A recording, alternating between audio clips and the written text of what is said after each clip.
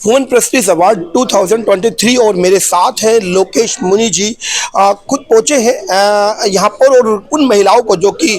देश की जनसंख्या में 50% की हिस्सेदारी रखती हैं और उसमें बहुप्रतिभाएं जो अपने अपने क्षेत्र में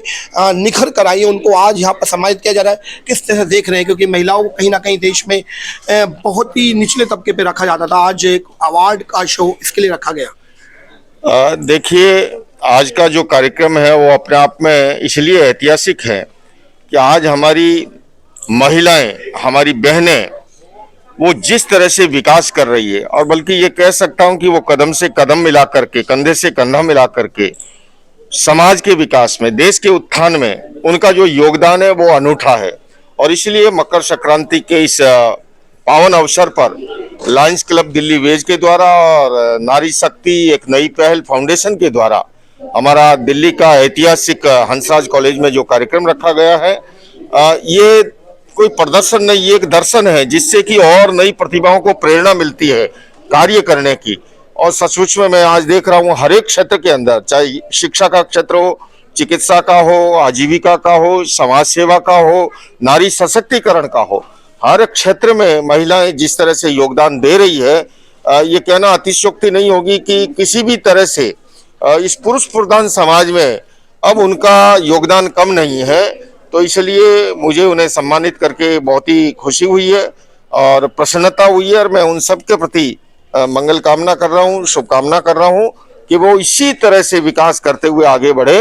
और समाज और राष्ट्र के निर्माण में हमारा देश जिस समय G20 की अध्यक्षता कर रहा है, भारत की अर्थव्यवस्था इस समय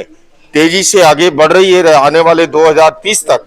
वो दुनिया की एक महान शक्ति के रूप में स्थापित होने जा रही है, इसमें कोई संदेह नहीं है। और मैं समझता हूं उसमें महिलाओं का भी बड़ा योगदान रहेगा। जिस तरह से आपने बात रखी, G20 की बात रखी, महिलाओं के समर्पण की बात रखी, प्रतिभा की बात रखी, लेकिन कहीं ना कहीं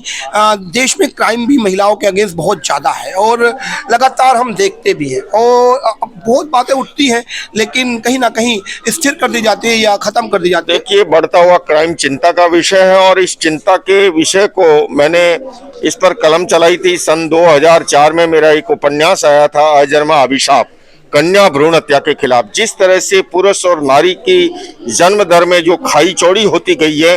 कहीं न कहीं उस हिंसा के मूल में एक कारण वो है। मैं समझता हूँ ये इसके लिए सारे सामाजिक संगठनों को, धर्मगुरुओं को आगे आना चाहिए, क्योंकि जब बालक बालिका जन्म दर का समाज में ज्यादा अंतर होता है तो नैतिक और चारित्रिक मूल्यों का पतन बढ़ता है, हिंसा बढ़ती है अल्टीमेटली। इसके लिए केवल कानून बनाने से नहीं, जब तक सामाजिक संगठन आगे नहीं आएंगे, धर्मगुरु आगे नहीं आएंगे, तब तक समाधान नहीं होगा। और संचार क्रांति के युग में क्राइम तो पहले भी होता था, पर पहले सूचनाएं पहुंच नहीं पाती थी। अब कहीं भी कोई घटना घटती है, आपकी तरह मीडिया जो है बड़ी सजगता से उसे उठाता है और वो सामने आता है। लेकिन इस क्राइम पे अंकुश लगना चाहिए और इसके लिए शिक्षा नीति में बदलाव करने की जरूरत है। वैल्यू बेस्ड एजुकेशन को इंट्रोड्यूस करना होगा, तभी जाकर के आज अच्छे शिक्षा से डॉक्टर, वकील, इंजीनियर बन रहे हैं, किंतु अच्छे इंसान का निर्माण कैसे हो, उसके लिए हमारी एजुकेशन की पॉलिसी में वैल्यू बेस्ड एजुकेशन को इंट्रोड्यूस करना होगा।